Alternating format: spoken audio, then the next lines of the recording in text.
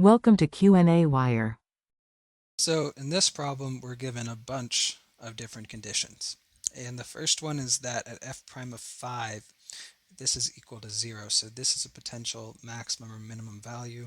And if we look, we are decreasing from negative infinity to 5 and increasing from 5 to infinity. So we go from decreasing to increasing, which means that we have a local minimum at x is equal to 5. So I'm going to let this be 5, and I'm just going to put a point. Just say, I don't know, we'll put it here for now. Maybe we'll have to change it, but that's going to be a minimum. And we also know that we are decreasing from negative infinity to 5 and then increasing from 5 to infinity. And we also know that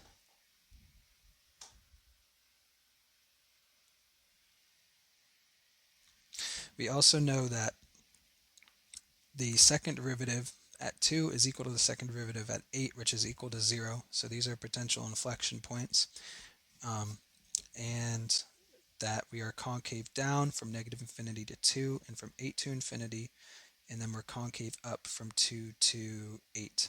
And so that does mean that these points at 2 and 8 are inflection points, since we're going from concave down to concave up at 2 and from concave up to concave down at 8. So at 2 and 8 we have inflection points. So I'm just going to say this is 8. I'll put a point, just put it over here, and then a point over here, and I'll say this is 2, and those two will be inflection points. And then the last thing that we want to look at is that the limit as x goes to infinity is equal to the limit as x goes to negative infinity, which is equal to 3. So that means that we're going to have a horizontal asymptote at 3 right here. And so if we look at this function again, we see that we are decreasing from negative infinity to 5, and then we're increasing from 5 to infinity. So we're going to have, and we also know that at 5 we have this minimum value.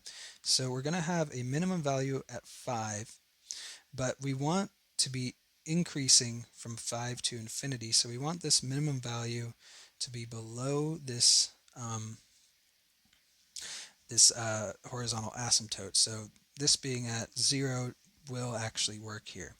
And so what we want to make sure is that we're decreasing from negative infinity to 5, and we are concave down from negative infinity to 2. So we're concave down and decreasing from negative infinity. Actually, I'm going to write this in, or draw this in green, from negative infinity to 2, and then we start to be concave up, and we have this minimum value. We're concave up until 8, and then we're concave down again, and we're going towards this horizontal asymptote at 3 on both sides.